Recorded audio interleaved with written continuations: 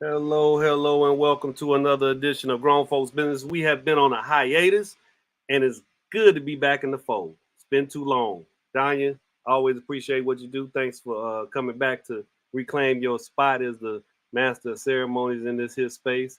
Celeste, glad you can make it. Glad you can join. You're doing some awesome things I hear from you off air, but you can share it if you like. But I'm happy that you're doing those things.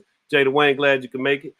Ajane, thank you for getting here on a different time zone, but making time for us. I appreciate you. Always do, always will. So tonight's topic, and we may be joined by some other familiar faces, but we'll see if that goes down. I'm always happy to make it happen with some awesome people, and I think anybody that clicks this link and joins in is an awesome person. So glad to share the time with you guys. Tonight's topic is who is America, and then I put an N in parentheses, and the letter N is who is American. So I had a couple of thoughts about the show while I was in hiatus and thinking about what the next thing would be, and I made some notes here and there. And the one I landed on for this week um, was solidified by something Jada Wayne and myself got to participate in a Juneteenth event. That was a little early. It was purposefully early. It was up in Reedsville. It was a great gathering, good time, wonderful people. Got to say a few kind words to the folks about the significance of Juneteenth and uh, some of the problematization I have with it in terms of you know we're getting holidays and not tangibles, but that's neither here nor there. It kind of solidified this topic tonight of who is America and who is American in terms of wow, Juneteenth has now become a national holiday uh, in 2020, and it's right in right before July 4th. The ultimate Independence Day, the day of our independence, and that we celebrate this thing called America coming together. So I said, let's talk about it. And I think I have some awesome people on this panel to do so, including another historian who I'm sure will have a lot to say. Yeah, I'm talking about you, Ajane. And Celeste, I'm glad you made it because I was thinking about the imbalance of our justice system, and you're in process and progress of becoming a lawyer. So crime and punishment, how does that fit into defining who is American and who America is? Uh, Jada Wayne, you just a knowledgeable guy, so I know you're gonna have some fire for us. So glad to share the space and place. Glad to be back in the fold. It's been a good little hiatus. I didn't get to do what I was supposed to, but nonetheless, taking a mental break and just relaxing for a couple of days was necessary. So glad I got to do so. Get a little recharge going on. So with that being said, I'll ask who is America and who is American as a question, but I'll also ask what does being American mean to you? So think about all of that as one thing. Who is America? Who is American? And what does being American mean to you? Ajane, I'm gonna start with you first. Um, I'm gonna pass the buck this time just because I still have like my mind is still racing, honestly. So let me get some things in order in this because you know how I can be. So let someone who's like ready, like right now in this second, go ahead and go. I respect that. You know why? Because Ajane be putting some pyramids in motion when she get to building. So we'll let you calibrate your thoughts. Then we'll come back to you. So Celeste, tell me who is America, who is American, and what does being American mean to you? Well, my first question is you want the real definition, the legal definition, or my definition? Because who is American is anybody who is technically born or naturalized here. Who legally is American is anybody who was born or naturalized here. If you ask me who is American and consider themselves American, I'm gonna say anybody that's lived here for more than 5 years is gonna call themselves an American. And craziest thing they'll say is I'm European American or I am African American hailing from the continent of Africa or they'll be like, I'm Indian American, Jamaican American. They'll claim their country first as an immigrant, but they're still going to eventually claim some form of Americanism, American, lifestyle. But if you ask me who's American in the criminal justice system, child, the criminal justice system a mess. I don't even think the white people really Americans. They think they are because they end up in them slummy prisons too. I guess they just feel like because the police might like them a little bit more that things don't apply. But I can say when white people get in the courtroom, they figure out how equal the justice system can be. And some of them figure out that, your white skin does not save you when there's too much evidence mounted against you. Unless you got a whole lot of money to come at the back end of that white skin, you're going to be American that day.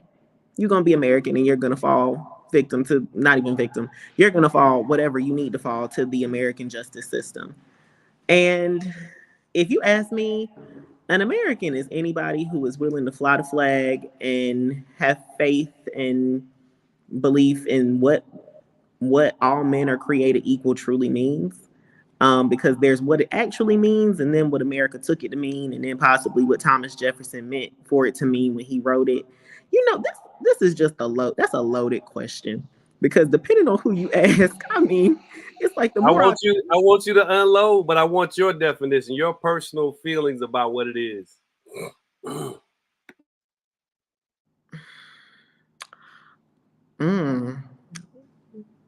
Jay Dwayne, what you got to say? Because for me, what is an American is somebody who's delusional enough to believe that this country genuinely is the greatest country in the world. For me right now, being an American means watching brothers and sisters suffer, watching a wealthy nation let people not have health care, not have enough money to survive when we could have basic universal income, not have good transportation systems for people to get around and get the jobs that we claim we want them to have because we want them off of a welfare system, but we don't want them to receive social services, but they need them to stay alive. So what do you want them to do? Die in the street? But greatest country in the world, we drop 1.1 trillion on our military and then let people die of starvation, or we arrest you for stealing Enfamil to feed your baby. I'll pay a little bit extra taxes for my brother or sister to have health care, get the food that they need. I mean, I'm not trying to pay for nobody else to live like a king because I got to go to work too, and I'm just trying to make it. But $5 extra so a mama can feed her baby some Enfamil is not gonna bother me. But we the greatest country in the world, 1.1 trillion on military and cutting funds on social services. Maybe we delusional. What is an American? Somebody who's delusional. Thank you. It's not that complicated, even though defining what an American and who's American and what your definition of American is can be complex. It's not that complicated. That was a wonderful answer. Thank you for that. Yeah, I think one of our colleagues, Bob's favorite thing to say is myth and delusion about this place. So yeah, I like to hear that. I appreciate that. Jay, I'm gonna let Ajane finish getting herself together. So now that Celeste has set such a high bar, give me your thoughts on who's American, who's America, and what does being an American mean to you? Celeste came in the spirit of Bob. She had Bob's spirit tonight. But when as soon as you thought about that, I thought about America is nothing more than a capitalist economic system that is privately owned by this republic, whoever that republic is, whoever them representatives are. And kind of going back to Celeste's point, because it's a capitalist economic system, it will chew out anybody. I think it's a system that has grown out of control. I think someone had a design in mind, and now it's just spiraling out of control, and it'll consume anyone who is not prepared to navigate through it. So when you talk about what is an American is one who learns how to balance this economic system and thrive. Because when you talk about us as people, we're nothing more than corporations, and some of us don't realize that we're LLC. But it's really an American is one who learns how to navigate through this system. If they go against the grain too much, the system will consume them. If they learn to balance it to a certain extent, the system will be kind in a certain regard to them, but still it doesn't care about any particular person, in my opinion. It cares about its unyielding appetite to be this mega system of power and control, or the illusion of control. And so when I think about those who identify as American, I have to separate that from nationalists, because that seemed to be the extreme Americans who feel like they have this economic system in control and they understand the moving parts and the constructs that be. And they're basically a pawn being used as well in this big, it's almost like it's just like this just non-yielding consuming monster. But do I think that America is filled with good intentioned or well-intentioned folk? Yes. Do I think speaking to the ugliness of America make you less American? Absolutely not. I think that's also part of being an American, is I can be proud to be an American, but be unproud of the way that it moves. And that's an American to me. That was the next question I was going to ask. Was that your America to you? So yeah, that was a lot, and that was well said as well. I think the complexities are what I want to kind of unpack, because we don't get to be this critical if we're somewhere else that doesn't allow for it. You know what I mean? So that's a part of America as well, and I hold that in very rare air and space for this world we occupy, that we can go check out books, and we can go to universities and just navigate our way into the archives and see some things that, you know, may not ever see the light of day in other places. I think America's unique in so many ways. Celeste, go ahead. You want to add something? I said for now. I definitely agree with the fragility of it, Celeste. It's been at some level of potential derailment since it began. This is still a young democracy, and for certain groups of people in this democracy, that was not the thing that they were able to do for so long. Matter of fact, it's still fairly recent that, you know, Black Americans have the levels of access to knowledge, academia, and higher learning on a normal basis. You know, A library. A library. My mother is old enough to remember when the library didn't serve black children. She was born in 58.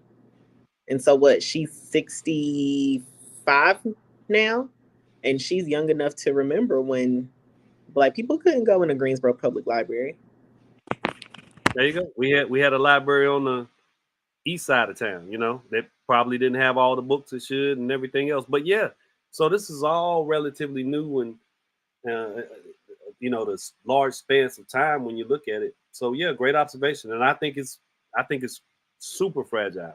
I really do. I think it is very fragile. You know, you brought up economics, Jay. Snake eating his tail is one of my little analogies for, you know, how we are moving in this country and not taking care.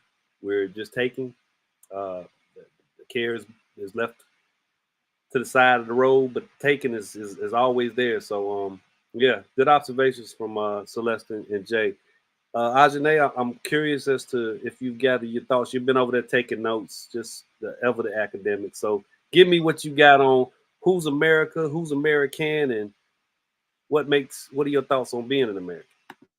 So here's the reason why I had to sort of take a step back and kind of get my mind together. And I'll share this because I think it's indicative of what the essence of this nation is.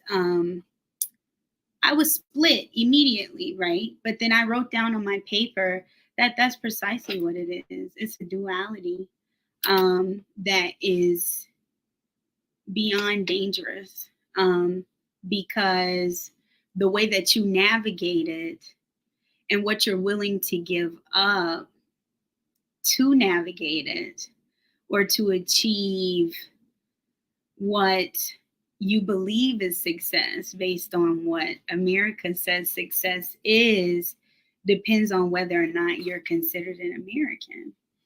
And I think that a piece of, so from the beginning, the duality is slavery and freedom. And it's good and evil right off gate, right? Because that's what's in the soil.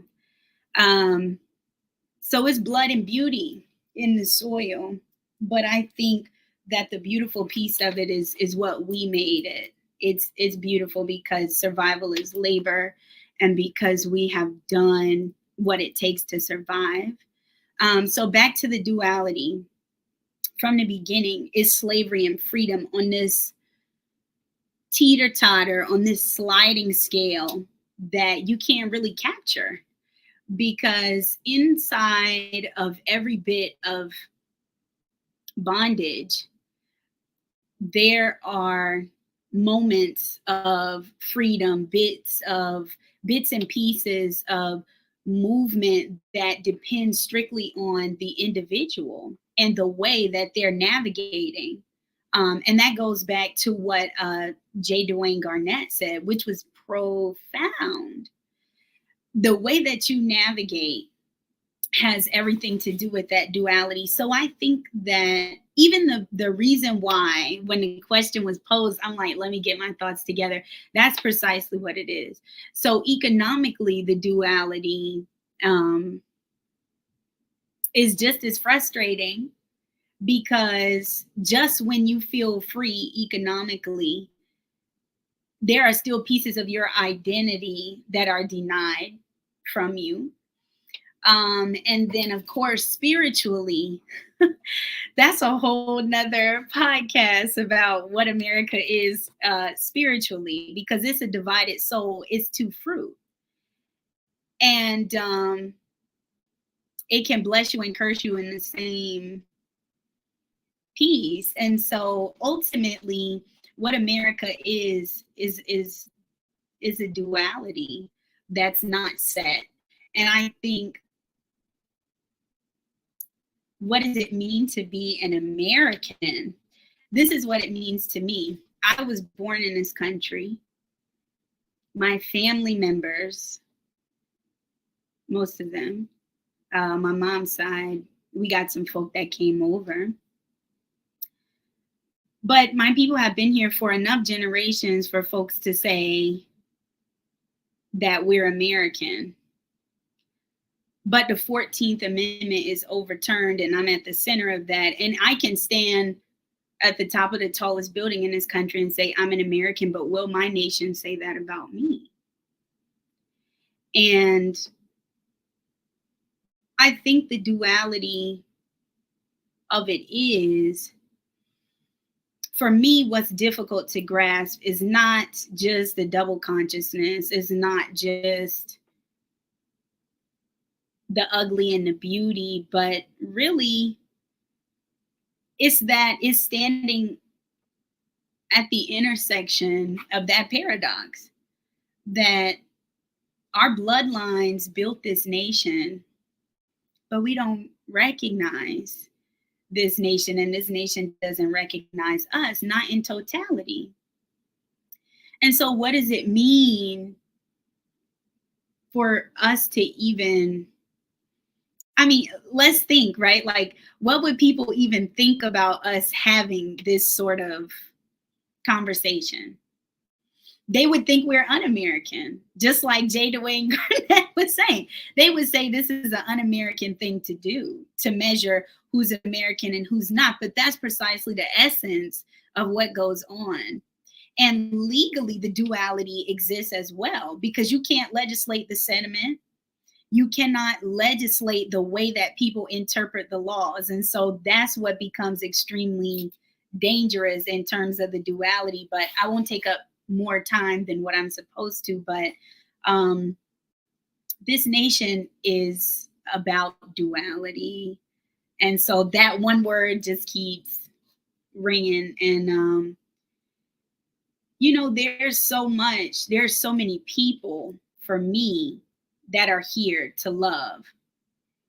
But the system must change. It must change.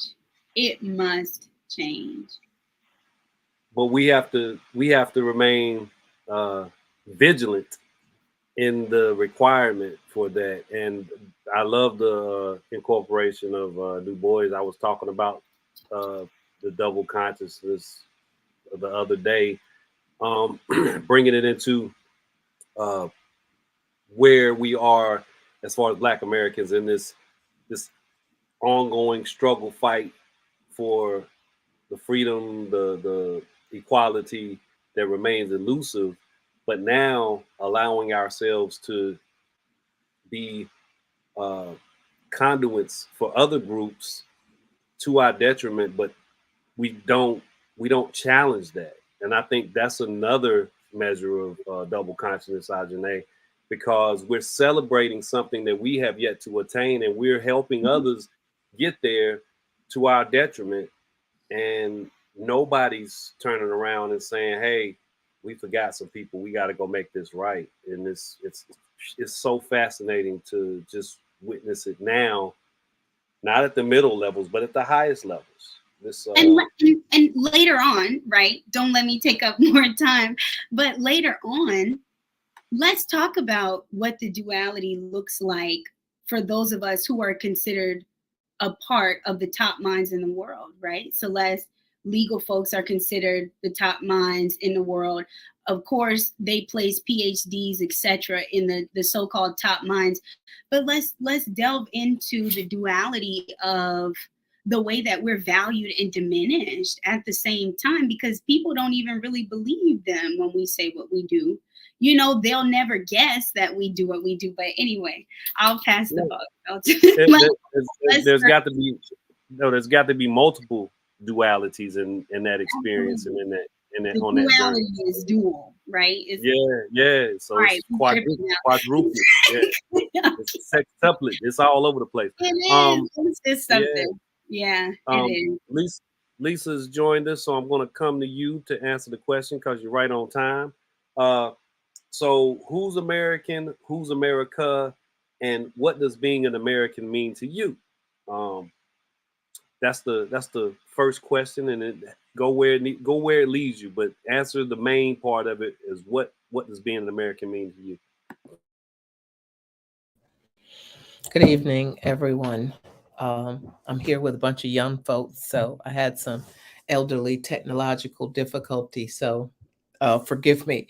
I'm trying to figure it out because I was raised, reared, nurtured in a community that was not woke, okay, for lack of a better word. No activism, no advocacy, or what have you, but it was just something in me that longed for figuring out why it was okay for somebody to tell me I'm cute to be a Black girl. That just didn't sit good with me at 16. But what I'm doing now is, as I consume other people's assessments, one of my favorites is Cast. Another one is The Sum of Us. And seeing the perspective and actually being able to regurgitate that information that I could not articulate that felt kind of yucky. So I was in to give some perspective to that, I was at a League of Women Voters convention recently, and in a little education roundtable session.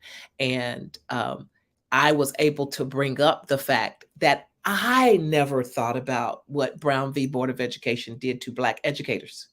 But had I not read The Sum of Us, I still would not have thought about it. So that's why I still am trying to figure out, what does the Black in America mean for me? I went and got my nails done today and told someone that, hey, my birthday's next week. So the little lady starts singing happy birthday. I'm like, oh, that's not the Black people's happy birthday. Right. So I said, let me educate you. And it was a white woman in there and another Black woman. And I played Stevie Wonder's Happy Birthday and was able to actually, I said, so now I'm just going to hit you up on some Black culture, because his words in there they're still evident today. Like why people got a problem, because thankfully that young lady was like, well, where'd the origin of the song come from? Well, listen to the words. Why do people have a problem with celebrating da da da? So as a person who's new to this game, I'm just consuming. I mean, that's why I love this show and kept working to try to get on here, because Felton had a new method for sending out his message. Because my mind is like blown, like, oh my God, ooh, yeah, oh, wow. And let me do this, let me do that. Because even being Black, you don't know what you don't know. You just know sometimes that just don't seem right. And I'm down for having the conversations now, right? So I had a conversation with somebody from the police department earlier today. I was like, nah, that looked disingenuous. They want to talk about community advocacy, but it's a bunch of white people in my community. While they see me out here jumping up and down. No, I don't trust them, because that's not genuine. So thank you, Felton. Thank you, Celeste. I don't know you, Mrs. Willis yet. Jay Dwayne, Danya, like y'all just over the last few years, y'all just have made like, I'm like Angela Davis's baby sister or something here lately. But I'm learning. So thank you for that question, because I'm here for it. So thanks. Beautiful, and the fact that you you came in right after we established something I think is one of the potential great things about being American. We have access. We can go learn. We can go treat ourselves to the thing that no one can take away but time, and that's knowledge. You know, that's the only place that you lose it, is just you live long enough, you're gonna forget some of it. But something I want to raise up that didn't come up, that Lisa heavily alluded to, that I think is critical to this massaging our minds around what America is, who America is, why we can embrace our Americanism, survival. America is also just all about survival. Now, with survival comes a lot of other things that we'll get to in the next few minutes. But think about survival in America, and they go hand in hand, especially the Black American experience. There's a lot to be said about survival. And Lisa, that community that may have not been woke might have just been happy to be alive. That's the rub for our existence. So much you have to endure.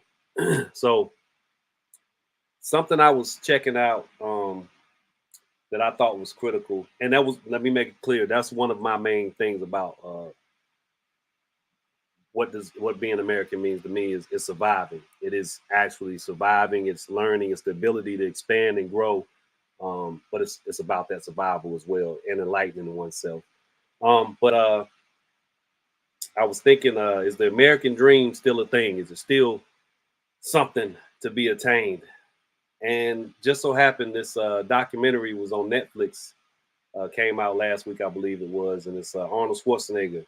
This like 3-part series about his making it to America, making it in America. And I was an Arnold Schwarzenegger fan. I grew up in the 80s, so you know it was him and Sylvester Stallone, and it was action packed, and it was this, that, and the other. Well, everybody and their mama knew this guy was not American. He was whatever Schwarzenegger meant. He came from a different place, and he had a bad accent. But to watch this documentary and see how he felt about America and what he thought he could accomplish here, and what it was he felt at home when he got here. And he says he came in the 60s, and there was a lot going on, and it was hippies, the anti-war, but he didn't say anything about racism. Not that he had to, but that was going on. That was a big part, and still a big part of America. But he can come here and, in his own words, attain the American dream at the highest levels. Acting, owning real estate, becoming a governor of a state, you know, as an immigrant. So is the American dream still a thing? Is it still a thing for anyone who wants it? So I'm curious. Lisa, you chomping at the bit. Go ahead. I'm going to let you go first, Lisa. Is it still a thing? I think it is a thing. I think it's a thing, but we have to be brave, okay? And we have to stay unbought and unbossed. Like, I mean, I put on comfortable clothes, right? I I can't remember whether it was a documentary I seen. I think it was a no, Hannah Nicole Jones, the documentary at the beginning. And she talked about how, you know, the enslaved people built America. So it's like, well, we're more American than anybody else. That never freaking dawned on me. Like, wait a minute. And we haven't been paid. So, duh. That has helped me actually feel more entitled. Okay. More entitled to what others have tried to keep me from accessing, that everyone comes over here to get, yet I was kidnapped and brought over here and can't have it. So, to answer the question, yes, we just have to be brave enough to take it. And I'm brave. Like, where am I go from here? Where am I gonna go from where I haven't been? You know what I'm saying? So I think if we encourage each other to be brave, because I ain't never been a Gucci fan. Like, they ain't put no money in my pocket and food in my belly. So I'm willing to give that up. I can give that dream up for a level of freedom and autonomy that America offers to the others who willingly come here. So thank you for that question, because man, you got me ready to go grab something right now. I got you. Look, I didn't think of you as a defeatist personality, so if there's something to be had, I know you're gonna go get it. That's the energy that has to happen for you to be. And don't get me wrong, his story is amazing. He didn't just come here begging and saying I made it just because I got to the shore. He worked hard and did some things and blah blah blah. And I'm not a bootstrapper. I'm just saying that is the case. And I agree. You got to keep knocking. So Lisa, you know, you're gonna get to 700 to 800 doors in your lifetime. If you stop at 600 and 6,799, whatever. If you stop at that door and you don't get to that last one, and that's the one you should have made sure you tried, then you know there's something to be lost in that dream. But I agree, America has some opportunity. You just gotta keep scratching. Jay Dwayne, is the American dream still a thing? Is it attainable? I think the American dream is still a thing. I'm sorry, I was just thinking about the comment that you and Ajane, did I say that correctly? That you and Ajane were discussing about duality, and in my mind, I'm like, is it duality, or is that thing just schizophrenic? Because when it comes to even what Lisa was saying, like, yes, slavery built part of America, but slavery didn't build all of America. And it's not taken away from what happened, but there's a large part that's not being told, because it's almost like, I was just having this conversation. Why do the comparison have to take place in order for something to be evident? And I was talking about that, Patti LaBelle and Aretha Franklin. Like, why does one have to be better than the other one? Why can't they just both be great singers and that's it? But it seemed like anytime something happens, there has to be a comparison. And it has to lessen something. And that's what frustrates me when we start thinking about it. So yes, I think the American dream is built on the desires. Like, the desire was what? To get that nice house, the white picket fence, the 2.8 kids, you know what I mean? And a minivan. I still want a van. I don't know why, but I do want a van. And I do have the picket fence. I just didn't paint it white. But I wanted that. So when I bought my house, I wanted a picket fence. And I don't think anything is wrong with wanting stability and wanting some level of home. And I think every person who identifies as American has a desire for home, has a desire for community, has a desire for togetherness, want to be successful in their own right, whatever that is, don't want to go through unnecessary BS to get there, but just wants to be happy and just want to come home to people and enjoy that moment. I don't think that we've ran away from that. I think that some people have mislabeled it, and some people like call it a simp. Like, call me a simp because I just want to be with one woman and my baby mama actually be my wife. Call me a simp if that's what a simp is, and I want to have an education, not because I think I'm better than anybody, but because I want to have a knowledge base that I can rely on. And I think that a lot of things are being mislabeled in this schizophrenic temper tantrum that we have as Americans to solidify our identity, when really humanity is fluid. So American or America can also be fluid in nature, and one doesn't lessen the other. And I just wish we would just get rid of the comparison part of it and allow all these things to thrive and just be true as they are. But yes, that answers your question. Yes. Yeah. That was great observations within the navigation towards the answer. Yeah, man. I believe America's very complex, Jay. I mean, and that complexity can look like schizophrenia. It can be a dual consciousness. It can actually be knowing that you are doing everything that society tells you gets you towards that American dream, and becoming wholly aware, which, you know, triggers that other part of your consciousness. Hey, there's something working against me, and I just can't see it. I can't smell it, but I can feel it. And it's a different type of work against you when you are of a certain persuasion and you are outspoken. As Lisa's saying, hey, she coming into a place where she is going to wear her comfortable clothes and say what she got to say and be informed and knowledgeable as she can be about certain matters. There's somebody out there looking to knock that down. And sometimes it ain't a person. It's just the system. The system is built to just make it harder for people who desire to get those consciousness and that schizophrenia under control. So but great observations in totality. Elliot Jackson says, I am a bit late, but have you all explored a definition of America that recognizes the country's theft of black being people, their ideas, their bodies, their knowledge, etc.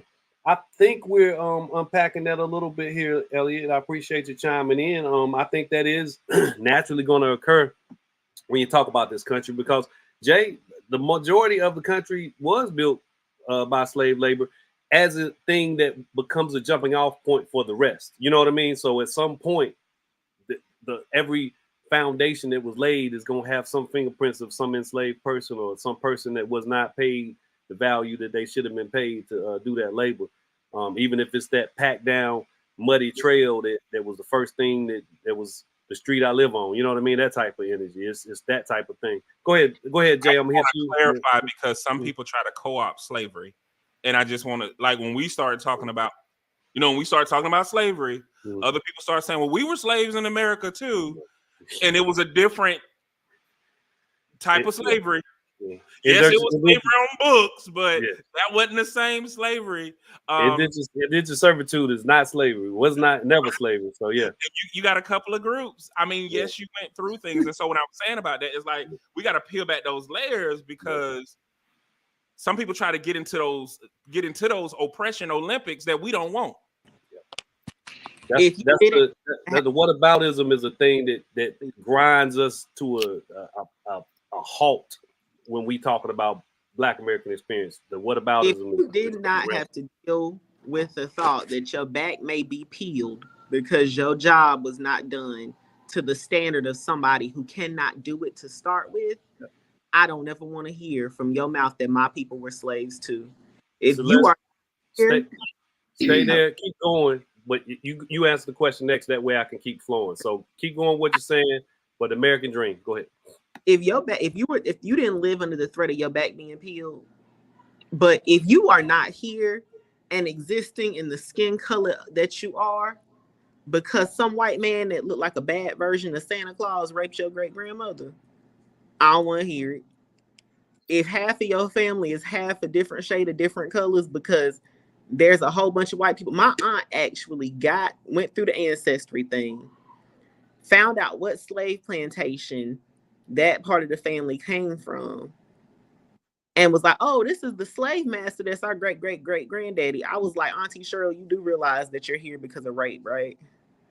The reason y'all are so light is because he raped your great great great grandmother. He's not some granddaddy who was loving or whatever. Y'all were his slave children. The reason that we're at the plantation right now is because his white family still owns it. So when all the white people come out the house like, oh, y'all are our family, it's because y'all are cousins through rape. When I show up to my mom's family, I'm trying to figure out like why all of us are so many different shades. And then I see pictures of my great-great-grandmother and I'm like, well, that answers that question. And my mother's mother, my mom and my mother's mother, well, my grandmother, they have red hair. They're the ancestry that they come from, the first census post-slavery. They come from what it was called backcountry or low country, North Carolina, where the Irish were.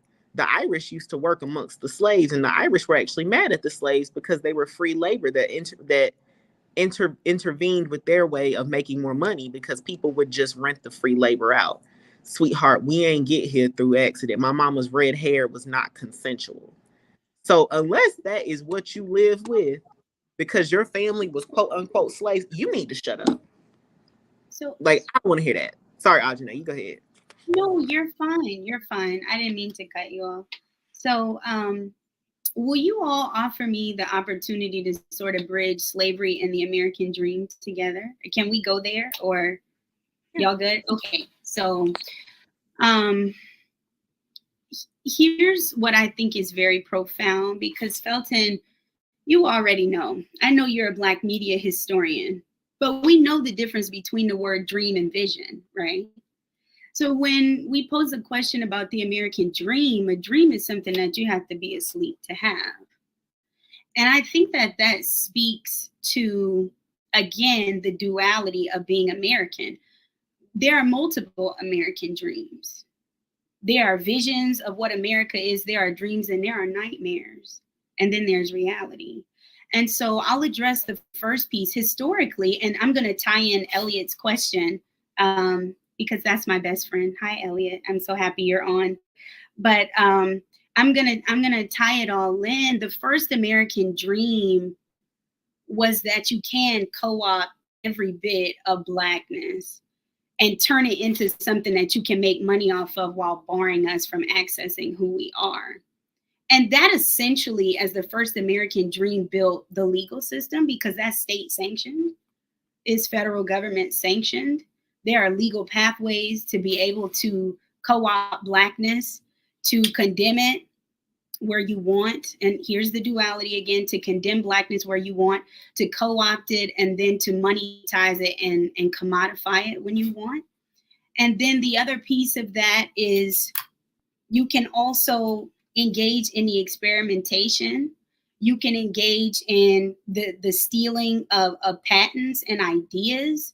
You can engage in the rape and the abuse. That was the American dream, that you can be white and powerful enough to have access to do those things legally with no implications. In fact, for you to do it from a standpoint of gentility, that you can sort of couple that violence with the essence of what they think it means to be a gentleman.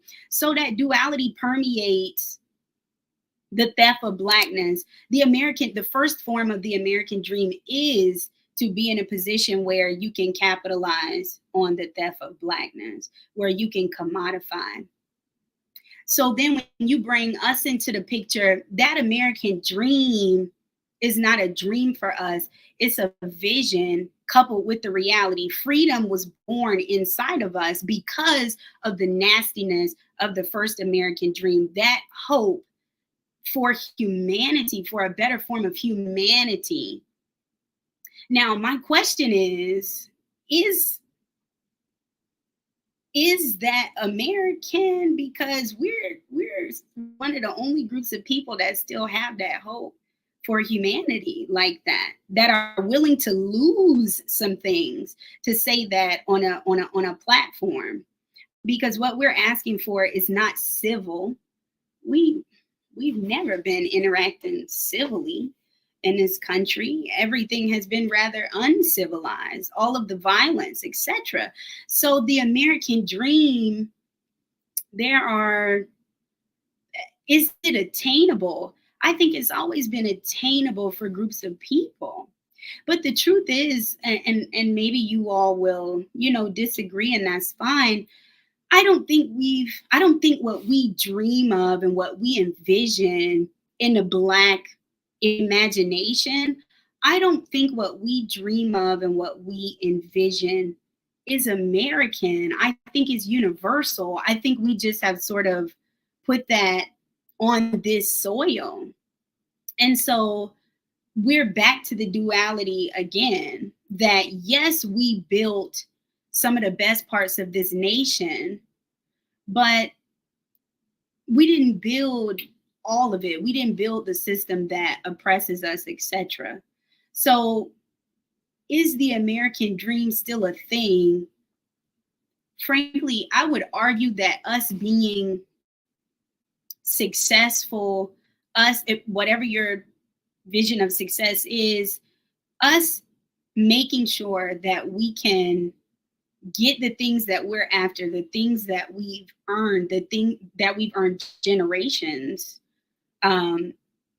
generations, like over and over and over, because there's some things that we're denied that we've earned for several generations. And so it's back pay and interest on that. But so the things that we can attain, I think that has everything to do with humanity. And I think that's why the American dream is not attainable for everyone, because it has nothing to do with humanity, because the essence of it, whether or not you can achieve that dream, depends on you denying the humanity of other people.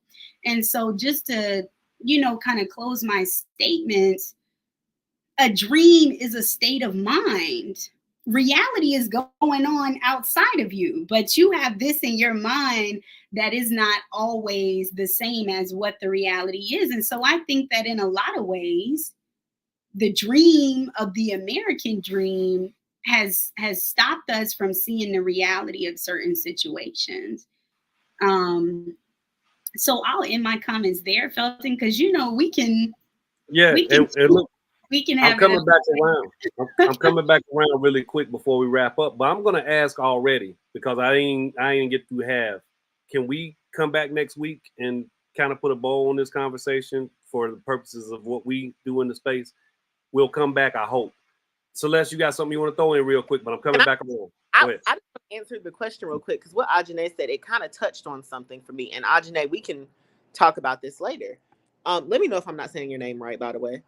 But we're saying it correctly. But when we talk about the American dream, Ajane, she went into the history of it. And let's like go there real quick. White people fled Great Britain in the late 1400s, mid 1500s. I don't know. We all know the story of the Pilgrims and the fake story of how we got Thanksgiving. That happened because those white people wanted to be able to do what they wanted to do. They wanted to be able to practice the religion that they wanted to practice without persecution from the king. And then this is terrible, because I'm teaching at a whole camp about America and how great America is. And I don't even know what year the Revolutionary War started off the top of my head. Celeste, now wait a minute. I had to unmute. Come on now. But I know look, for the sake of time, you guys, because I want to make sure we be respectful of the time. It seems like you just want to get to that point of understanding when America becomes what we understand it to be. No. But really, don't forget, this was a place rich with resources. It wasn't just about them fleeing any persecution at all. They were coming to get stuff. They were coming to get stuff. One is because they wanted to be able to do what they wanted to do. And then you get to 1776, you get no taxation without representation, because they wanted to have a say in what was happening to them and what they wanted to do. And then you get a string of white people in America constantly fighting to be able to do what they want to do, whether it be own slaves, whether it be run off the indigenous and kill them. What is it? We have the Trail of Tears. We have them fighting over whether to take slavery further out west where there's resources, to use black slaves to dig up gold and oil and all the other resources that were going to come out. They wanted to use black bodies, black labor. And then you get into the 50s and 60s where black people are like, oh, I have no rights, but I want access. I want my rights. I want to come out of sharecropping, XYZ. And the American dream for black people was really built off the idea of equality and equity. They wanted access to the things that white people had access to oppress them, but they wanted access to the happiness, the freedom, the life that they could get. Like when Jay Dwayne brought up the white picket fence and the house, and I'm like, yes, that's what Black people wanted, but they also wanted what was associated with it, which was stability, which was economic stability, emotional stability, like being able to provide for your family. They wanted the 3-bedroom house on a half-acre of land and the Volkswagen that came along with it. And today we're still fighting for that quote unquote equity and equality that comes with the American dream, so we can have the feeling of not walking down the street feeling like the police are going to roll up on us and shoot us. Feeling like when we go to the bank, our money is taken just as seriously. Feeling like when we say we want a Roth IRA to make sure that our children have a trust, we're not looked at funny. Black people are fighting for the American dream, but the American dream has changed because yes, it's the house, the white picket fence, and the dog, and it's still that, but now it's everything that we didn't have access to monetarily or even know about, that we know about, want access to, so we can have that generational wealth for the next generation and we can be closer to the American dream. The American dream is still obtainable because the American dream is bigger than just what it used to be. Yeah, coming right to you, Ajane, and then we're going to wrap up. But look, great points all around. This is why we have to do this again. I need to promise that we'll come back next week because there's a whole conversation about the violence that we did not discuss. Yes. America's steeped in it. So hold on, Celeste. We're going to come back. But I want to get this last little question in, so I'm going to prompt you guys right now so we can go through it pretty fast. I want to hear one American value from you guys. There is an ideology that's associated with everything that America says it has to offer. These ideas around what it is to be an American. So think about one American, one thing about America that gives you that understanding of this is an American value. This is something I can only have because of my Americanness, this value. So I want to say really quickly, wonderful conversation. I'm so appreciative. Celeste, you bring up some good things in terms of the history of this country and what it's steeped in. And that's something that has to be put on the table when we're talking about America in the way that we are. Ajane, wonderful elevation of all of the complexities associated with this thing of ours, as the mob people would say, this thing of ours. So I just want to hold those things up. And I want to say one other thing, Celeste, because I'd be remiss if I didn't. And one other thing to Lisa, as you guys be thinking about American value, your one American value, because I'm going to fly around the room. But Celeste, you were mentioning the wholesale rape that occurred and what that did to family lines and things of that nature. One of the thoughts I always had about this fascination with Black women and the fairer skin and the more fairer skin that slaveholders once had is it's almost like they wanted to make love to themselves, so to speak, or to have sex with themselves at some point because they were just enamored with this the way that the skin would lighten the more they encountered. But it was still exotic, right? It was still something different than just another European female.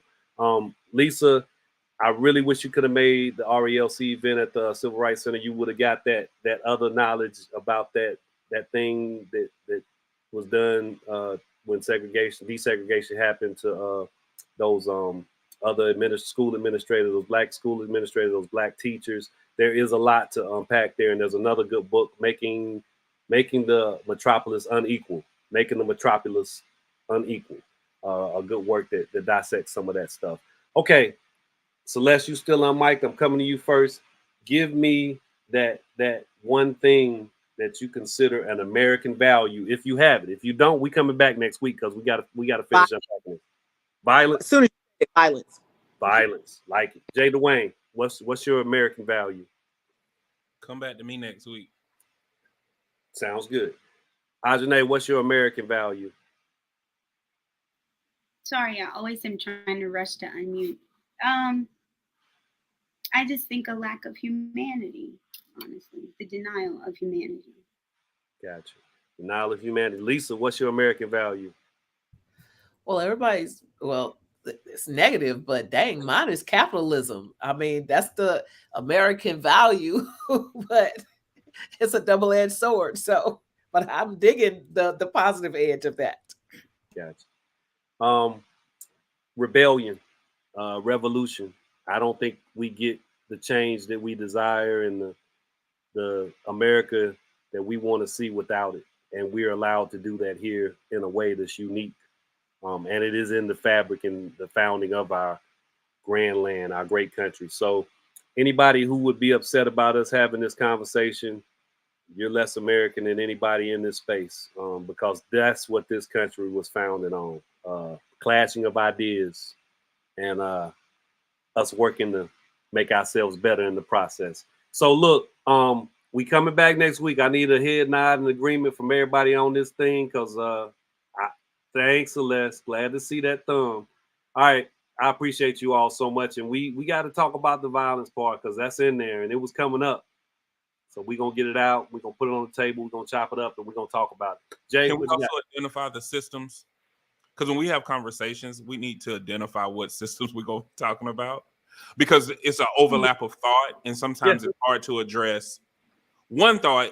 I mean, I understand the complexities of it, but if we kind of get areas to focus on for the conversation, I think that'll help us kind of navigate through that dialogue just a little bit, because it can get very complicated when you're trying to talk about one thing and then the other. You know what I mean?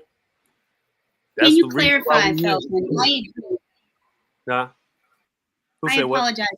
I apologize. I was saying I agree with Jay Dwayne. Can you clarify what exactly we're talking about next week?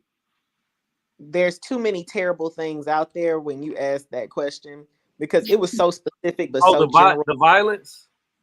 What not even about said un-American. I can read the question to you, but that's why we coming back next week. I mean, this is what y'all want to do. So we talking about all the systems. Hold on. Is what yeah. So y'all want to come and help me plot out next week, or y'all want a heads up? Now I tell you what, what we're saying is, like, when we having these dialogues, hold on, do we need to do this on the air or off air? Because I don't understand. We need to have a meeting. Because I'm not trying to get out of here. Trying to get out of here. Let's do it. Y'all have a wonderful evening. Take care out there. Have a good night. Y'all can stay on the